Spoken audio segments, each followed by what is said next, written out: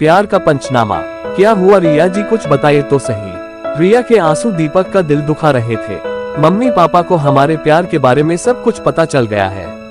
वे लोग बहुत गुस्से हैं और मुझे बहुत टॉर्चर कर रहे हैं। उन्होंने भाभी के साथ भी मारपीट की है। रिया सिसकते हुए बोली। लेकिन कैसे? दीपक परेशान हो गया। आपने मुझे जो लव लेटर लिखे थे उन्हें मैंने बेड के नीचे छुपा रखा था, लेकिन पता नहीं कैसे वे पापा के हाथ लग गए। रिया ने डरते डरते बताया। मैं तो कब से आपको कह रहा हूँ कि मुझे ये लुका छिपी पसंद नहीं है। उन्हें हमारे प्यार के बारे में बता दीजिए, लेकिन आपको तो कुछ समझ ही नहीं आता, दीपक ने नाराज होते हुए कहा। अब मैं आपको अपनी मजबूरी कैसे समझाऊं कि मेरे अंदर उतनी हिम्मत नहीं है कि उनसे अपने प्यार के बारे में बता सकूं। आप प्लीज अपने पापा को हमारे घर भेजें, वरना ये लोग हमारी शादी के लिए लड़का ढूंढ रहे हैं और अगर इन्होंने मेरी शादी किसी और से करने की कोशिश की तो मैं जहर खा लूंगी। रिया फिर से रुआंसी हो उठी। अच्छा ठीक है, मैं परसों तक घर पहुंच जाऊंगा। उसके अगले दिन ही मैं आपके घर आकर मम्मी पापा से बात करता लूंगा। और हाँ, आप प्लीज रोइए मत, क्योंकि मैं आपके आंसू बर्दाश्त नहीं कर सकता, उसने दिलासा देते हुए कहा। नहीं, आपको मेरी कसम है, आप प्लीज अभी हमारे घर मत आइएगा, वरना वे लोग आपको देखकर और भड़क जाएंगे। आप अपने पापा जी को भेजिएगा। ठीक है, अब फोन रखती हूँ, अपना ख्याल रखिएगा। ये कहते हुए उसने फोन रख दिया। प्यार और खुशी जब हद से ज्यादा बढ़ जाए तो नजर लग जाती है। दीपक को जिसका डर था वही हुआ। शायद उसके प्यार को किसी की नजर लग चुकी थी। उसका दिल किसी अनहोनी की आशंका से भर उठा। कल मैं घर जा रहा हूँ, तुम लोग रूम किराया और राशन का हिसाब करके मुझे बता देना। शाम को खाना बनाते समय उसने प्रदीप और पप्पू से कहा। लेकिन अगले हफ्ते तो हमें दीपावली में जाना ही है। नहीं, बहुत जरूरी काम है, मुझे कल ही जाना होगा। दीपक ने अपना फैसला सुनाया। प्रदीप और पप्पू उसके बचपन के दोस्त थे और वे जानते थे कि वह जो कहता है वही करता है, इसलिए उन्होंने ज्यादा जोर देना मुनासिब नहीं समझा। अगली सुबह वह काठमांडू से वीरगंज के लिए बस पकड़ी और घर के लिए रवाना हो गया। पता नहीं वह किस हाल में होगी, पता नहीं वे लोग अंकिता के साथ कैसा सलूक कर रहे होंगे। बस की खिड़की से भरे पहाड़ों को देखते हुए वह इसी सोच में डूबा हुआ था। नेपाल के पहाड़ी रास्तों की खूबसूरत वादियां भी आज उसके दिल को सुकून नहीं पहुंचा पा रही थी। रास्ते भर वह इन्हीं आशंकाओं और उलझनों के बीच 300 किलोमीटर का सफर कैसे कट गया पता ही नहीं चला। वीरगंज बस स्टैंड पर उतरकर वह टैक्सी में बैठा और करीब 1 घंटे में अपने घर पहुंच गया। शाम हो चुकी थी और लंबे सफर की थकान उसके ऊपर हावी हो रही थी, इसलिए वह सबसे मिलने के बाद आराम करने के इरादे से बिस्तर पर लेट गया।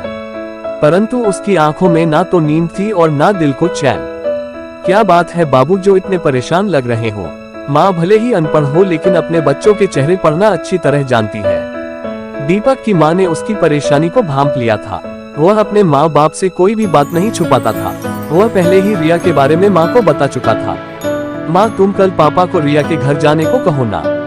उसने माँ से सारी बात बताने के बाद मिन्नत की। वह जानता था कि उसके स्वाभिमानी पापा इस बात के लिए कतई राजी नहीं होंगे, क्योंकि सामाजिक नियमों और परंपराओं के अनुसार पहले लड़की वाले को लड़के वाले के पास जाना पड़ता है। ठीक है, मैं उनसे बात करती हूँ, तुम खाना खा लो, मैं खाना लेकर आती हूँ। माँ को अपने बेटे की खुशी सबसे प्यारी थी। चाचा जी, अंकिता बुआ जी का को आया है, वह आपसे बात करना चाहती है।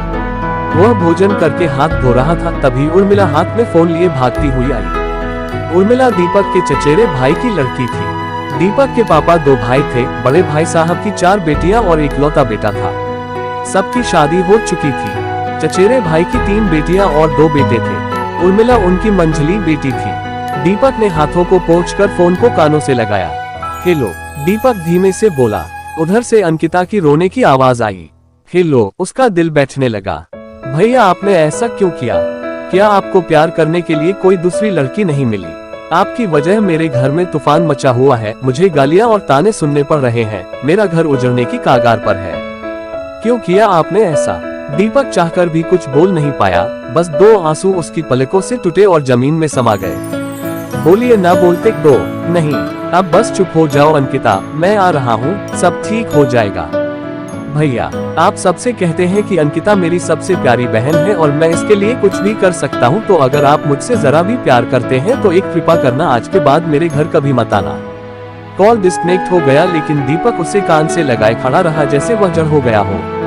सुबह जब माँ ने पापा से रिया का हाथ मांगने के लिए उसके घर जाने के लिए कहा तो पापा इनकार करते हुए बोले, क्या तुम लोगों ने ऐसा कभी देखा है कि लड़का वाला लड़की वाले के घर रिश्ता लेकर जाए? ये बात तो ठीक है, परंतु अपने औलाद की खुशी के लिए लोग पता नहीं क्या क्या करते हैं। क्या आप इतना भी नहीं कर सकते? माँ ने पापा को मनाने की कोशिश की। नहीं, मुझे ये ठीक नहीं लग रहा है। पापा अभी भी मानने को तैयार नहीं थे। तो ठीक है पापा, लेकिन यदि मेरी शादी रिया से नहीं हुई तो फिर मैं कभी किसी और से भी शादी नहीं करूंगा। दीपक भी अपने जिद पर उतर आया। दीपक की बात सुनकर पापा सोच में पड़ गए। कुछ देर सोचने के बाद वे कुर्सी से उठते हुए बोले, ठीक है मैं जाऊंगा, लेकिन मेरी एक शर्त है, अगर उन्होंने इनकार कर दिया तो मैं जो कहूंगा तुम वही करोगे। ठीक है, दीपक ने वादा किया। आज दीपक बहुत खुश था। उसे पूरा यकीन था कि रिया के मम्मी पापा उसके रिश्ते के लिए इनकार नहीं करेंगे, क्योंकि वे बहुत अच्छे इंसान थे और दीपक को पसंद भी करते थे। कोई भी बाप यदि अपनी बेटी का लव लेटर पढ़ ले तो उसे वक्ती तौर पर बुरा लगना स्वाभाविक है, लेकिन गुस्सा ठंडा होने पर वे जरूर मान जाएंगे। दीपक को पूरा विश्वास था।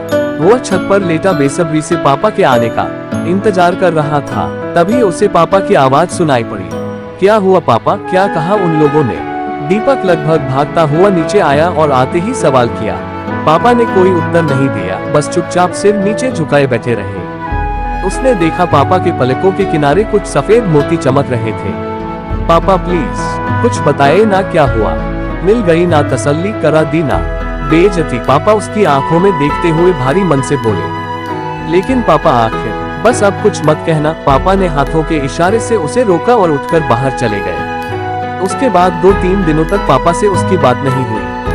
वह तो बाद में माँ से उससे पता चला कि उन्होंने ये कहकर इनकार कर दिया कि हम अपने बेटी की शादी किसी भिखमंगे के घर नहीं करेंगे। जिंदगी के सबसे कड़वे सबक हमेशा मीठा बोलने वालों से ही मिलते हैं। रिया के मम्मी पापा की मीठी बातें अब उसके दिल को जला रही थी। वह तो सपने में भी नहीं सोच सकता था कि वे उससे इतना नफरत करते हैं। वह तो उन्हें अपने माँ बाप से भी ज्यादा प्यार और सम्मान देता था। काश आपके जैसा बेटा मेरे कोख से पैदा होता। रिया की मम्मी की प्यारी बातें बार बार उसे याद आ रही थी। जब वह उनके घर जाता तो रिया के पापा कहते, बेटा बार बार गली में मत निकला करो, कहीं किसी की नजर न लग जाए। रिया की छोटी बहन नेहा खुश होकर कहती, मैं आप लोगों की शादी में जमकर नाचूंगी। उसके सारे सपने धूल में मिलते नजर आ रहे थे। दीपक को कई दिनों तक तो विश्वास ही नहीं हो पाया कि उसके साथ ऐसा भी हो सकता है। उसका दिल अपमान की पीड़ा से तड़प उठा। उसने बहुत सोचा विचारा और आखिर में तय किया कि उसे एक बार फिर खुद से उनसे बात करनी चाहिए। जीवन में प्यार का क्या महत्व है। फिर उसने कई बार रिया के घर का नंबर मिलाया, लेकिन उन्होंने कॉल रिसीव नहीं किया। तभी उसे याद आया कि रिया की बड़ी बहन का घर उसी शहर में है। उन्होंने की बार अपने मोबाइल से अंकिता से बात भी कराई थी। दीपक ने अपने मोबाइल न के कॉन्टैक्ट लिस्ट को खंगाला तो उसे उनका नंबर मिल गया। उसने फटाफट नंबर डायल किया तो रिंग होने लगी। हेलो, कौन? उधर से रिया के जीजा जी ने फोन उठाया। हेलो, प्रणाम, मैं अंकिता का भाई दीपक बोल रहा हूँ। पहचाना आपने? हाँ हाँ बिल्कुल, कैसे हैं? दीपक जी हाँ हम बिल्कुल ठीक है, आप लोग कैसे हैं? हाँ हम लोग भी बिल्कुल ठीक हैं। थोड़ी देर हाल समाचार पूछने के बाद दीपक ने कहा, क्या आप मम्मी पापा से बात करा सकते हैं? माफ कीजिए दीपक जी, मगर वे आपसे बात नहीं करना चाहते हैं। सुना है आपके और रिया के बीच प्यार मोहब्बत चल रहा है, शायद इसी वजह से। हाँ मैं उसी विषय में उनसे बात करना चाहता हूँ, आप प्लीज किसी तरह उनसे बात कराइए ना, मैं बहुत परेशान हूँ। दीपक ने विनती की। देखिए अभी वे लोग बहुत गुस्से में हैं, इसलिए वे आपसे बात नहीं करेंगे, लेकिन यदि आप हमें अपना समझते हैं तो हमें सारी बात सच सच बताएं। हम आपकी तरफ से उन्हें मनाने की कोशिश करेंगे। रिया के जीजा जी ने अपने शब्दों में शहद घोलते हुए कहा।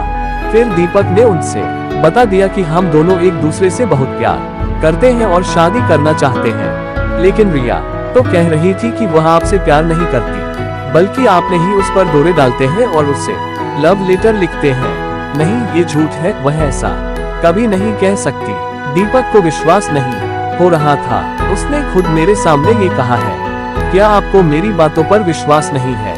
मैं जब तक ये बात उनके मुंह से न सुन लूं, मुझे विश्वास नहीं होगा। अच्छा अब ये बताइए कि आप रिया से अकेले में कितनी बार मिले हैं?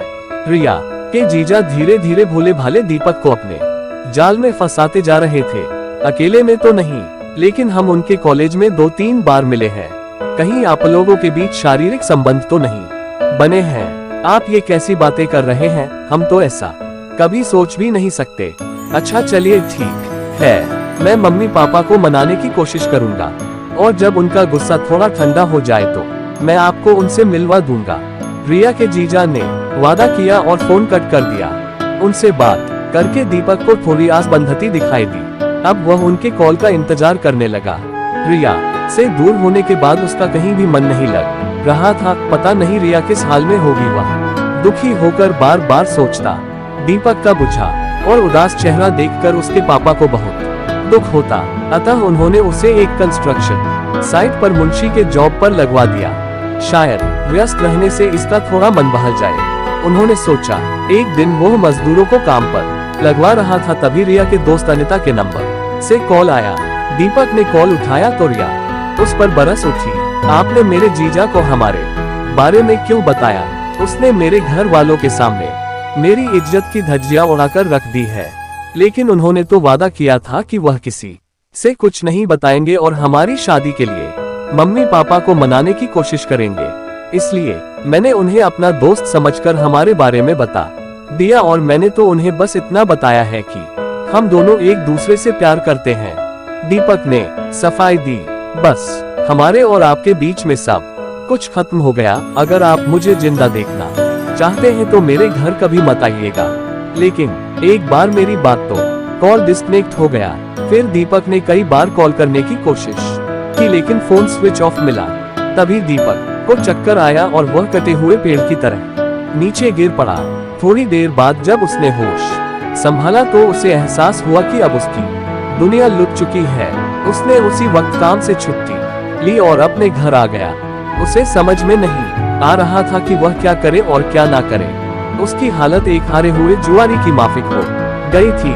मार्च के महीने ने सर्दियों को विदा करके पतझड़ को आने का निमंत्रण दे दिया था और इधर दीपक के जीवन में भी ऐसा पतझड़ आया था जिसके बाद बाहर आने की कोई उम्मीद न थी। वह दिन भर छत पर धूप बेसुध होकर लेटा रहता और रात भर अपनी गलती पर आंसू बहाता रहता। आखिर उसने मेरे साथ ऐसा क्यों किया?